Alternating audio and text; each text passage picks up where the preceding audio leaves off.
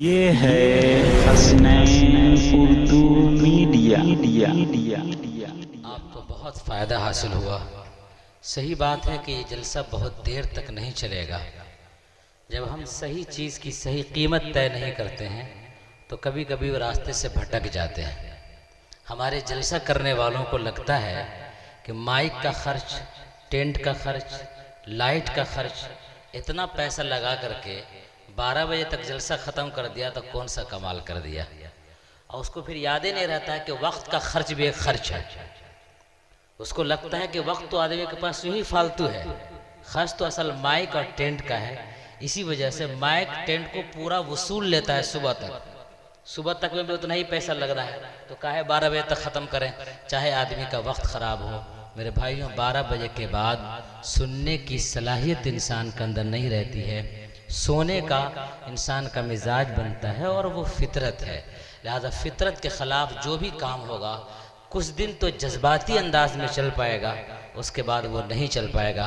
आज इंशाअल्लाह फितरत के ख़िलाफ़ नहीं होगा, कम सुनेंगे, सही सुनेंगे और वक्त पर जा कर के आप आराम करेंगे ताकि वो बात आपके दिमाग में बस जाए। आपने सुना होगा खाना भी खाया जाता है फिर पचाया भी जाता है। अगर रात भर सोइएगा तो दिमाग में उसको बैठा लिएगा कब। इसलिए 12 बजे तक इंशाअल्लाह कोशिश की जाएगी कि ये प्रोग्राम ख़त्म हो, उसके बाद हम आराम से सो जाएं ताकि हमारे दिल पर वो चीज़ नक्श कर जाए और असर कर जाए और हम अमल के लिए आमादा हों। अब आप ही किस बस्ती से ताल्लुक़ रखने वाले लेकिन एक धड़कता हुआ दिल रखने वाले जनाब हज़रत मौलाना रियाजुल हक नदवी साहब को दावत दी जाती है कि वो आए और अपने खिताब आलिया से नवाजें। सल्लल्लाहु अलैहि रसूलिल करीम, अम्मा बाद। हज़रात, मैं बग़ैर किसी तमहीद के अपनी बात शुरू करता हूँ। और आज से तकरीबन 30-35 साल पहले का जो इलाके का माहौल था, जो हाफिज़ों की कहत और हाफिज़ों का जो बहरान था, उस ज़माने में थोड़ी देर के लिए आपको ले जाना चाहता हूँ। जो हजरात आज 50 साल या 55 साल की उम्र वाले होंगे वो इस दर्द और इस कर्ब को बहुत अच्छी तरह महसूस करेंगे कि आज से तकरीबन 35 साल पहले जब शाबान का महीना आता था तो मस्जिद के जिम्मेदारान कुरान करीम रमज़ान में सुनने के लिए फ़िक्रमंद हो जाते थे और हाफिज़ों की तलाश में बस्ती बस्ती फिरा करते थे। लेकिन आज अल्लाह का शुक्र है कि मस्जिदों में तरावी के एहतमाम के साथ साथ मोहल्ले में कई जगहों पे तरावी का एहतमाम होता है और इसी इलाके के बच्चे ही पढ़ाते हैं। और इसके साथ साथ बैक वक्त एक मस्जिद में कई हुफ़ाज़े किराम होते हैं। और हाफिज़ों के ताल्लुक़ से गार्जियनों का एक कड़वा सच ये है कि जैसे कि अभी हमारे उस्ताद मोहतरम ने फरमाया कि गार्जियन हजरात इस खौफ और इस दहशत में होते हैं कि जो बच्चा हाफिज़ कुरान होगा वो तंगदस्ती, मुफलिसी और भूखमरी का शिकार हो। तो थोड़ी देर के लिए आप हजरात गौर कीजिए कि अगर जो हजरात ऐसा सोच रहे हैं तो वो अपनी सोच में किस हद तक कामयाब है।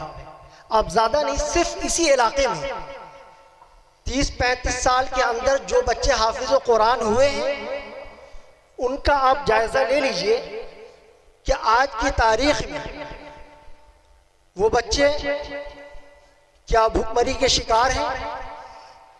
क्या उनके घर में चूल्हा नहीं जलता है? क्या वो किसी के सामने हाथ फैलाते हैं?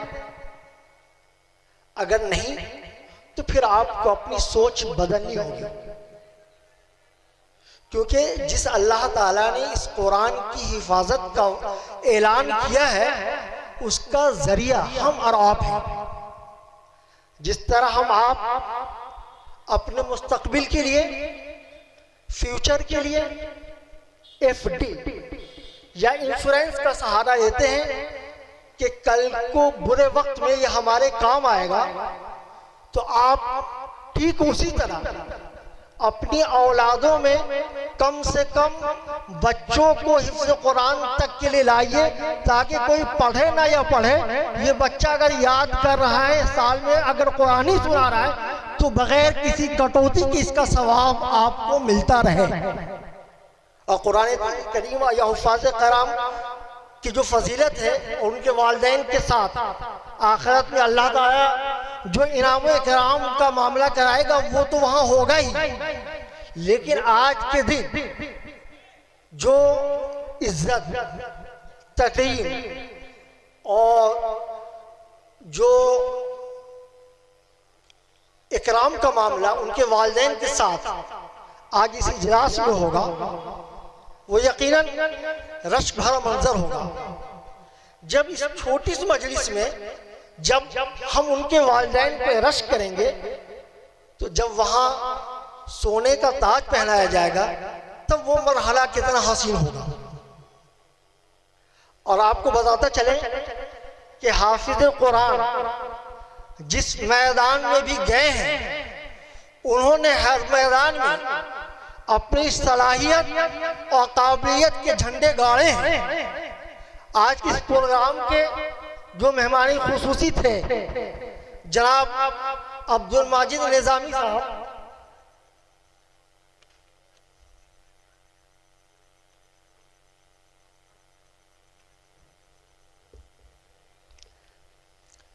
अब्दुल माजिद निजामी साहब आज के इस प्रोग्राम के मेहमान खुसूसी थे। वो 27 तारीख में दिल्ली प्रेस क्लब में अपनी मसरूफियत की बुनियाद पे नहीं हाजिर हो सके।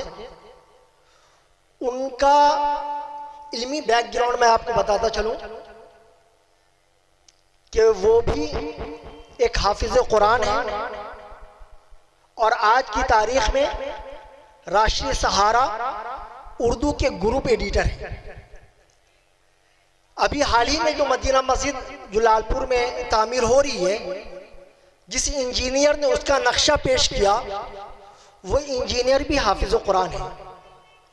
और ये चंद मिसालें हमने आपको सिर्फ इसलिए दी कि आप ऐसा नहीं कि आदमी अगर हिफ्ज कर रहे हैं तो सिर्फ वहीं तक महदूद रहेगा, बल्कि हिफ्ज करने के बाद भी आपकी दुनिया वही है जो दुनिया आप हासिल करना चाहते हैं। और पहली चीज, आप हरगिज अपने जहन से इस बात को निकाल दीजिए कि तालीम और दीनी तालीम का हरगिज ये मकसद ना होना चाहिए, ना सोच होनी चाहिए कि वो हमारे लिए कसब माश का जरिया हो, बल्कि दीनी तालीम का जो मकसद है वो ये कि रब्बानियत की पहचान, हलाल और हराम की तमीज़, इंसानियत की परख और एक सही माशरे की तश्कील है। और जो बच्चा हिफ्ज़ के बाद डॉक्टर या इंजीनियर बनना चाहता है तो उसके लिए भी बहुत सारे मौके हैं। और अब तो डॉक्टर और इंजीनियर दूसरे बच्चों के मुकाबले में जो हाफिज बच्चे हैं उसके लिए बहुत ज़्यादा आसान है। और ये मौका उसी तकरीब के ताल्लुक़ से है, तो मैं उसकी वजाहत यहाँ पे कर देना मुनासिब समझता हूँ, ताकि जो बच्चे या जो गार्जियन हजरात अपने बच्चों को आगे हाफिज के बाद या सिर्फ डॉक्टर या इंजीनियर बनाने का इरादा हो, तो उनके लिए एक सुनहरा मौका है जो मैं पेश करता हूँ। मुमकिन है कि इस बात से वो हजरात काफ़ी फ़ायदा उठाएं, बस शर्त इतनी है कि जो बातें मैं पेश करने जा रहा हूँ उसको गौर और तवज्जो से सुनें।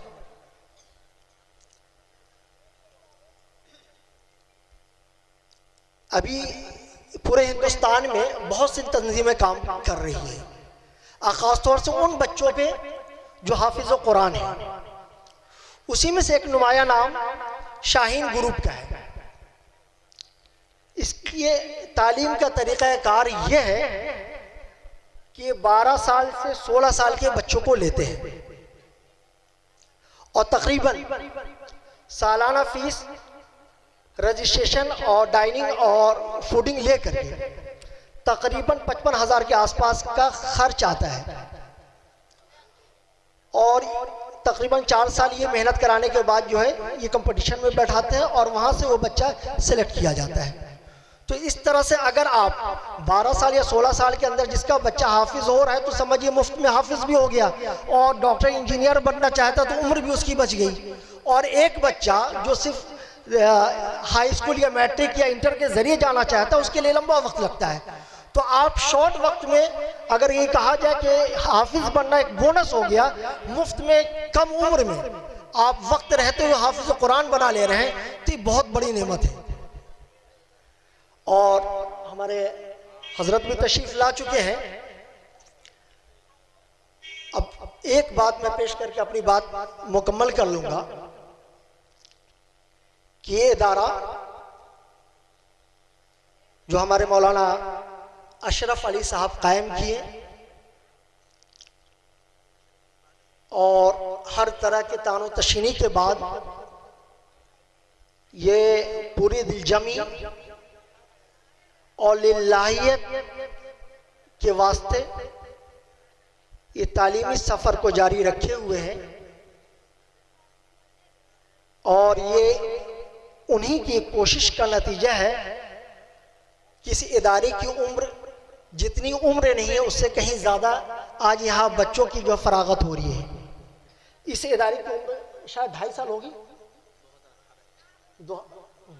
हाँ, तो ये लॉकडाउन जैसे इदारे की शुरुआत हुई और लॉकडाउन लग गया, तो कुल मिला के समझिए कि 3 साल की उम्र है और 3 बच्चे हाफिज़ कुरान हो रहे हैं। तो ये अल्लाह ताला का बहुत बड़ा एहसान और करम है कि इस इदारे की कम उम्री में 3 बच्चे हाफिज़ कुरान हो रहे हैं। और जैसा कि हमारे मौलाना ने, बल्कि हमारे उस्ताद मोहतरम ने फरमाया कि कोई ज़रूरी नहीं है कि इस साल 3 बच्चा हाफिज़ कुरान हो रहा है तो आइंदा भी 3 हो सकता है कि 3 से कम भी हो, 3 से ज़ायद भी हो, और ये भी हो सकता है कि 1 भी ना हो। लेकिन किसी एक बच्चे का हाफिज़ ना होना ये इस बात की दलील नहीं है कि तालीमी मयार कम हो गया है या तालीम पे मेहनत नहीं की जा रही है। कि बस आप हजरात से सिर्फ इतनी गुजारिश है कि आप कुछ नहीं तो कम से कम अल्लाह ताला ने जो आपको सलाहियत दी है, जो सूझबूझ दी है, उस हवाले से आप हमारे मौलाना अशरफ साहब को तालीमी मयार को बेहतर बनाने के लिए जो मशवरे हो सकते हो वो मशवरे दीजिए, नवाजिए। अगर कोई कमी है तो आप इनसे मिल करके उस कमी को दूर करने की बात कीजिए। लेकिन ये इदारा आपका है और ये पूरे समाज का है। इसको हर तरह से कैसे सींचना है ये सिर्फ अशरफ साहब की जिम्मेदारी नहीं है, बल्कि ये जिम्मेदारी हम सब की है। अशरफ साहब की जिम्मेदारी सिर्फ ये थी, उनका काम पौध लगाना था, उन्होंने पौध लगा दिया। अब इसकी देख रेख या इससे जो फल हासिल करना है ये हम सब की जिम्मेदारी है। अगर हम वक्त रहते हुए इसकी शाखों को तराशेंगे, इसमें पानी देते रहेंगे, इसकी गुराई खुदाई कराते रहेंगे तो यकीनन इससे बेहतर नतीजा सामने आएगा। और अगर हम इसकी जड़ें काटेंगे तो यकीनन एक दिन ये पेड़ जो है मर जाएगा। बस अल्लाह ताला से दुआ है कि अल्लाह ताला हमें सही फहम अता करें। आमीन। वाखिर दावाना अल्हम्दुलिल्लाह।